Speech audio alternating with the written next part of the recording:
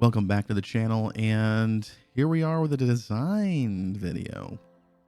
I've been asked, hey, how do you design your greens? How do you design your holes?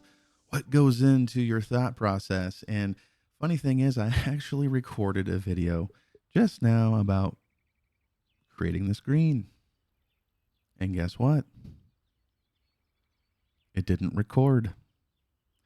So we're going to do the next best thing. I will tell you exactly how I approached it right now after this.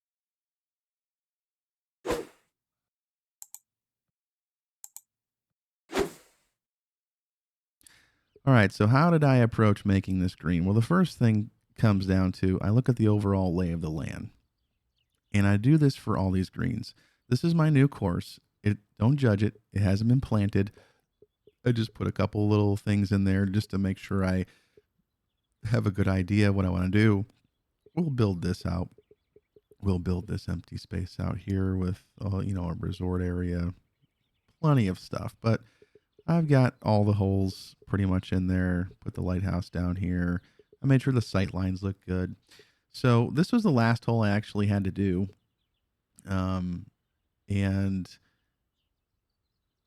what I wanted to make sure of was that we had a decent sized par four that, was somewhat challenging.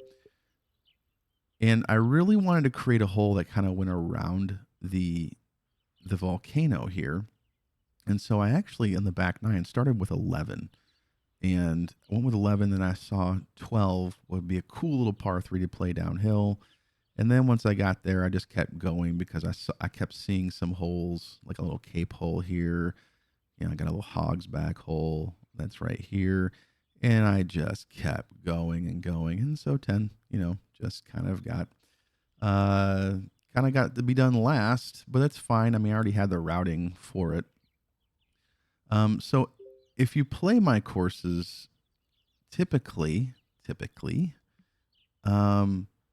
if I'm giving you a nice wide area, and I might even make that a little wider, if I give you a nice little area to hit to, which is, right in here, you're probably not going to have the best angle into the green. And this is the case here. If you want to get to that whole location, you're going to have to land it here to play it off there. And then your ball is probably going to end up somewhere around over in here. I give you a feeder area there, so it's not impossible. You have a good amount of room to land it. There is a bit of a backstop, so it's not too impossible. What is this?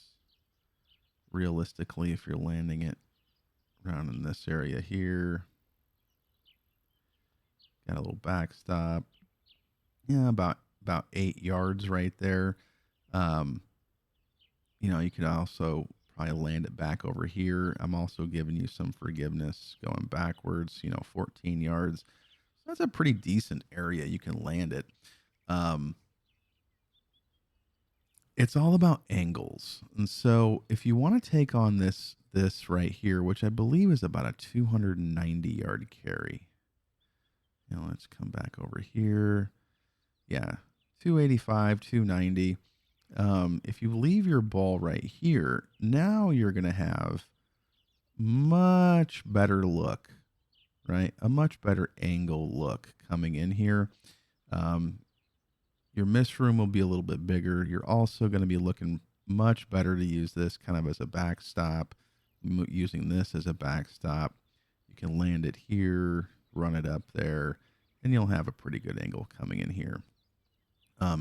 Is this green finalized? Nope. I still have to play test it. And so I got to make sure that everything plays the way it wants to play. But the big thing is the overall break comes down off of that volcano there. And so what I did was I actually drew a line that kind of came down this way.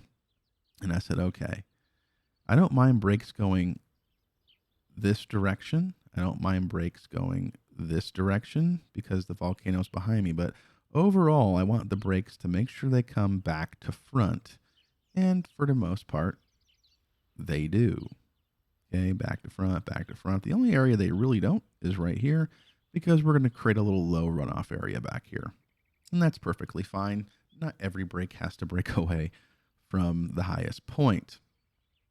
And so the next thing we were going to do is, we wanted to put basically a bunker complex that kind of comes around in this area here because, that's going to make it even more challenging. But it'll also make it look kind of cool because it's going uphill. So that's how I did that. And how do I go about doing it? Well, there's already something I see that I want to fix. So I'll show you the brush that I use. And surprise, surprise, it is the fuzzy brush. So here I want to make sure that I have this relatively flat. And I just use the fuzzy brush. And a lot of times I'll work on 0. And I work in the direction that I want the beads to go. If I wanted to slow the beads up, then I would work this way. Okay? So that's pretty much how that goes. I work in the direction that I want it to go.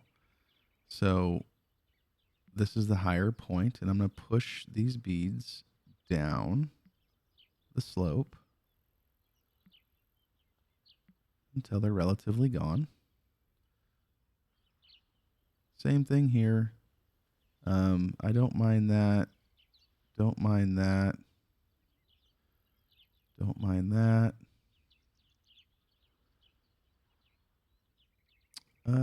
I don't really want a massive runoff behind this hole, so I'm just going to push these beads that direction there.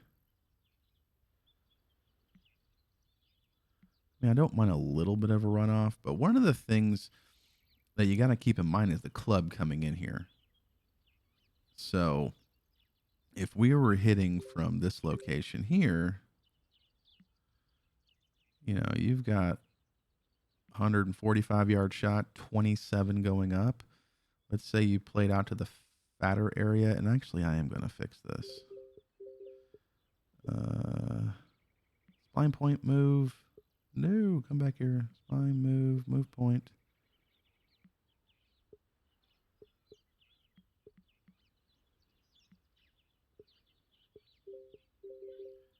Make sure I have a pretty generous area there. No, still not generous enough. Cursor. I can always smooth this out later.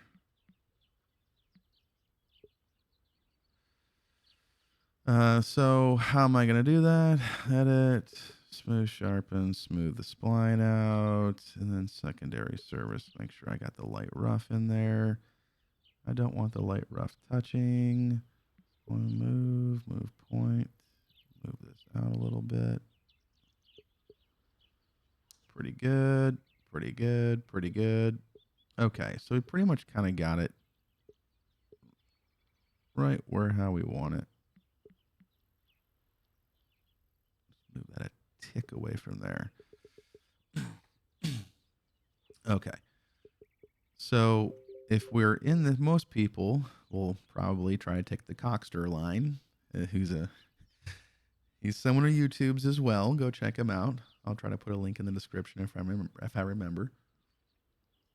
But he's the very long bombing aggressive player in this game. And if he takes that line there, perfect. If not, he's going to get punished. If you take this line over here, play a little bit more conservative, now you have yourself a little bit further shot, right? 165 yards, 32 feet up.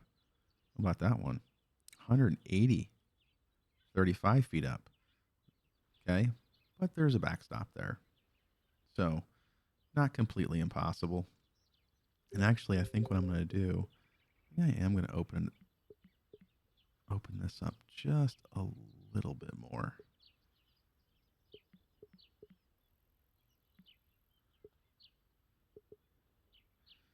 There.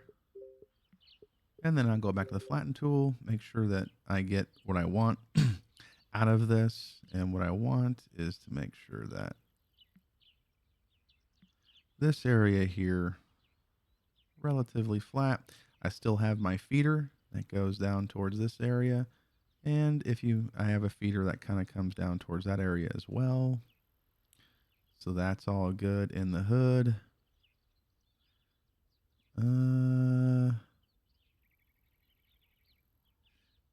Yeah. So that's going to work out just fine. I think also what I'm going to do is I'm going to move this green a little bit like this. There. And then we'll flatten it out. Landscape tools, flatten again. So I want the beads, I want to push these beads back this way. I want to push them more flat. So I'm going to open this up and we're going to push these beads back. Okay, more flat. Now, when I lower this right here a little bit, what's going to happen is those beads are going to kind of come back. That's fine. I want to create a decent playable area there. Yeah, see how the beads came back, but that's fine. What we'll do is we'll just push them back. Okay. Push them back, way back. I don't know where that one came from. Okay. So now I have a little bit better of a backstop there. The beads are moving still a little too fast there for my liking. So what we'll do is I want the break, but I don't want them moving like crazy fast there.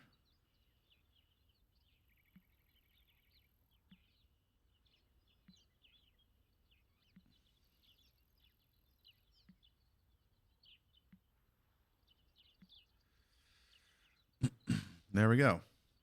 So that's kind of how you can create a interesting little green. Now, what you didn't see that I recorded was I didn't touch this land. Okay, this is pretty much how it was.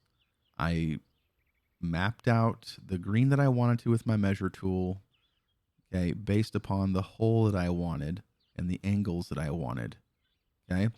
And then from there, I laid the green spline down and then just adjusted it here and there. And so we can actually come back here and smooth that out so it looks a little better.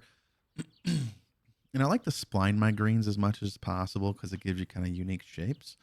But you can also adjust them, you know, as you need to. But the whole thing was really running this way. It was all red. It was running crazy this way, all red. And I'm like, okay, what do I really want? I want a kind of little knob back here. I want to reward people who take this angle on as much as possible. So, so that's what we did. This is obviously the hardest hole location, but you know, I wanted to reward them. And if you take the easy way out, then you're going to have the toughest shot coming in. That's not going to be easy.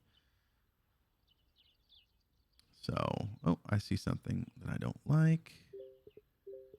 And that's really how I create the holes. My greens. We're going to drop this down about 2. I want to make sure I still keep the beads coming this direction. I don't want a downslope there because there's really not a lot of room here for a downslope. So it makes it really difficult if you did put one in there. Yeah. And so now we can create a kind of a bunker complex here. But that's not what the goal of this video is. But you still have to make sure you keep your green surrounds in mind. You got to create the green based upon how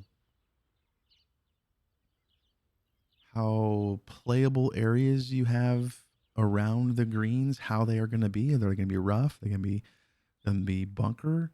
What are you going to put there? How much room are you going to give there? Downslopes, all that kind of stuff. So, like for example, one of the holes that I thought about quite a bit was the 15th hole. And this is a par 5. And It's a classical kind of type of par five. It's a, what they call a lion's mouth par five. But again, it's about angles. If you play out here, your angle into this pin right here is not going to be as good because you have this downslope, and this downslope's going that direction. Okay. Now, if you challenge the bunkers off the tee and you put it here, now you have a nice little open area to hit this with a little bit of a backstop here. Okay. You can even bounce it on that direction, and it's going to probably end up right around this location, having a nice little putt.